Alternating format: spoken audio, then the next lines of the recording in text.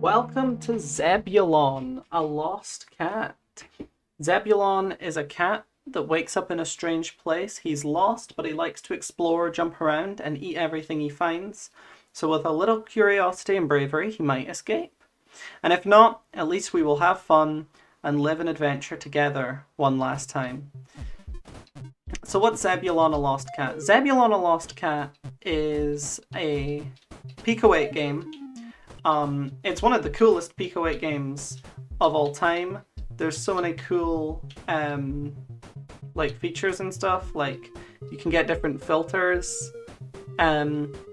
This is kind of beyond the scope of Pico 8.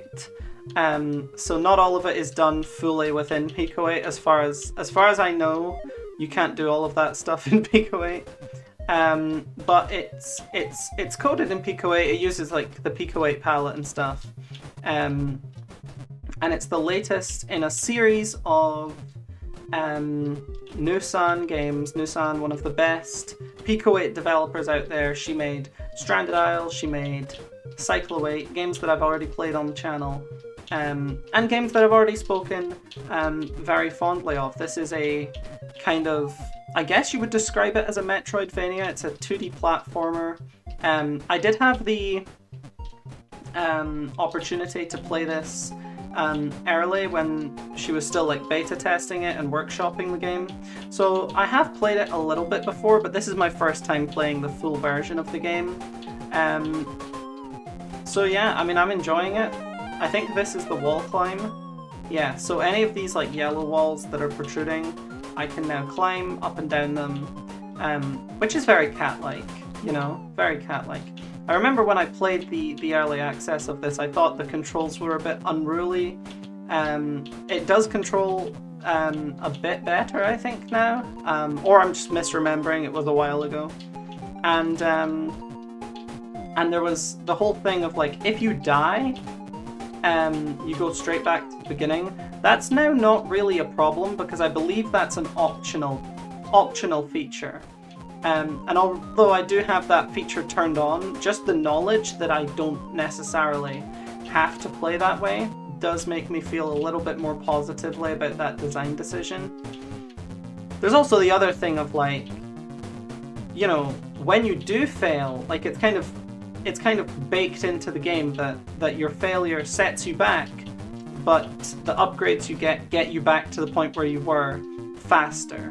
So there is, you know, that aspect to it where, you know, respawning at the start is designed into the game and you're meant to kind of experience the game that way. So it is optional, but it is like designed around it, so it's not that bad either. Now we've got the dash. I don't know, it's only like a straight line dash, it's not like a Celeste kind of dash. Okay, I found a map. There we go, okay. So we can see basically where everything is. So it's not an omnidirectional dash, but it will let us cross this. I don't know what these green things are for, but I'm gonna collect them. Okay, I can't break that wall. But yeah, I mean, now that I've got the dash, I feel a lot more confident in just like taking big jumps. Because even jumps that I was able to clear before made me a little bit nervous just because, you know, if you jump too early, I mean, that's just it, right? Because there's no recourse for that. Actually, the way the dash works is very similar to the game I made, where if you jump and dash, you don't get it back. But like if you dash and then jump, you don't get the dash back until you land. But if you jump and then dash, you get it back as soon as you land. That is exactly how it works in my game, Legend QMB. Which I don't know why I'm advertising that game, because you can't play it. I never published it anywhere. But I think it's kind of funny that like, I can already picture in my head exactly how that was programmed, because I've programmed a dash very similar in function to this before. The only difference being that in my game it's omnidirectional, because I was making basically a Celeste clone. A Pico 8 Celeste clone, because I didn't like try to make the movement nearly as snappy as it is in Big Celeste. Brown bricks. I like to destroy brown bricks in Minecraft. Destroying brown bricks in Minecraft is the most fun you can have with an app. Anyway, Inspector Gadget aside, now I can break these things by dashing into them. Yup. Perfect. I do want to collect all these green things, but it's like the map is quite open-ended here, so it's also a little bit difficult for me to make sure that I'm not leaving any behind. I realize that there is a map that like serves that function, right? Like I'm supposed to check the map to see where the collectibles are. The only trouble with that is I didn't. So wait, breaking the bricks appears to give you the dash again. Oh, that's cool. That's a cool mechanic. I like that. This game is like similar enough in control to Celeste while being like kind of different. That honestly, if you told me it was a Celeste clone and I didn't know it was made by Nusan, I'd probably believe you. It's just a tight like 2D platformer. It controls really well.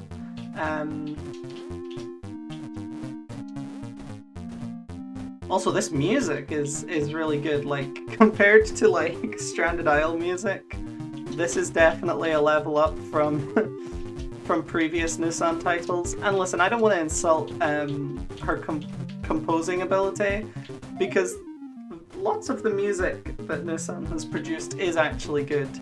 But Stranded Isle is a bit grating when you have to listen to it on loop speedrunning the game for ages, so I do appreciate that this music is kind of a banger. Kind of a banger. I think there's more in this direction I can do. Yeah. I don't know how I'm supposed to get up there, though.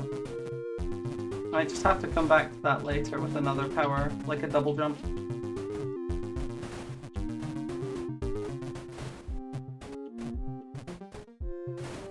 A bit scared to make these jumps now. Wait, can I dash down? Oh, it's like a fast fall. Oh, but you can break them by just holding down. Okay. It doesn't feel like a dash because it doesn't put you into the like dash cooldown, but I guess it technically counts as one since I can break the blocks. Okay. Can I go here? No, that's a wall. Okay. What am I supposed to do? Like this? Yeah. Okay. See, this is puzzle platforming right here. You know, when I described Tokobot as a puzzle platformer, it's because it has puzzles and platforming, but in this game, the puzzle is the platforming. There's a lot of, like, execution test platformers where it's like, you know what to do, but the challenge is finding out how to do it. This game is not that because... well, there is obviously execution tests in it, in that, like, I'm not hitting every jump first try. But there's also, like, figuring out the path through is maybe the harder part compared to the execution. Whereas Celeste, I would say, is more in the, like, the other way, right? But, I mean, not entirely. There's definitely, like, I would say the original Celeste, not as much.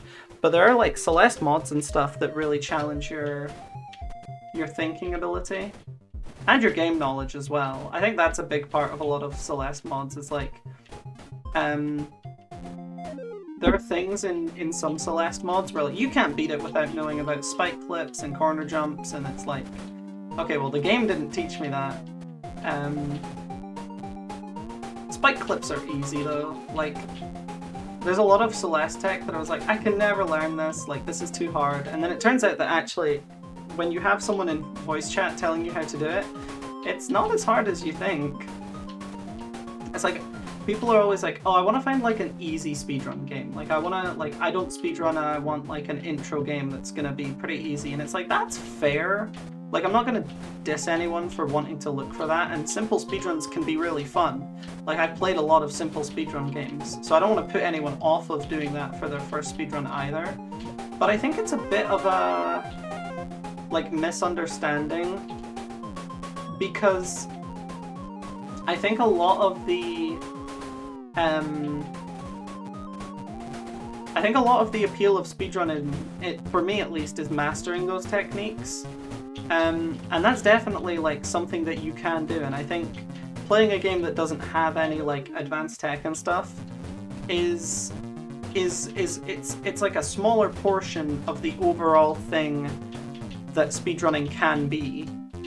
I mean, that's just like my opinion, but yeah, I think challenging yourself is a big part of what speedrunning is for me. And so, like, specifically looking for something that's, like, simple doesn't really scratch the itch the way I need it to. But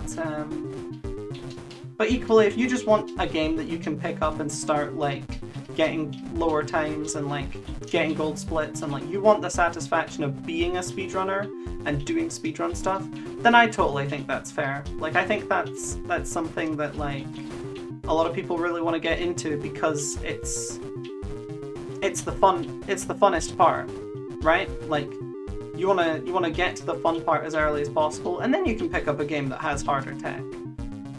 Which is why games like Mario 64 are really good for newer speedrunners. Is like, there's hard tech and you can learn it, or you can just do the normal strats, and it's fine. You can do like basic strats and then level up. I think games that have that kind of progression are really good beginner-friendly games. And it's something that I'll say a lot of the games that I speedrun don't necessarily have. They're either too simple, or they're kind of like, you know, if you're doing the basic strats, it's not fun. But in Mario 64, the basic strats are fun. A lot of the time they can be just as fun as the hard strats, because platforming in that game is so satisfying.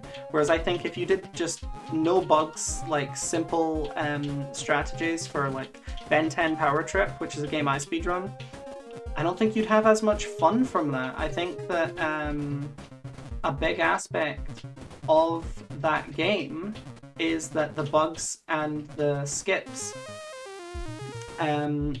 are really fun to execute on, and the base gameplay, you know, it's enjoyable for a casual playthrough, but just speedrunning with none of those skips in place, I don't know if I would enjoy it as much. I've never tried it. You can't really do a bug-free playthrough and say that it's not a speedrun. Just like, what am I looking for? You can do a bug-free playthrough of Ben 10 Power Trip and still do most of the skips, because I would not class a lot of the skips as glitches. A lot of them are sequence breaks. And so then it's like, okay, glitchless is still like a fun category, but if you're not doing the skips, like if you do like skipless, then that's a big difference, and I think that's going to be less fun. And there's a lot more combat if you do it that way, and combat is the least interesting part of the game. It is surprisingly deep. From a speedrun perspective, there's a lot of skill that goes into the combat, but it's not as fun as the platforming, in my opinion.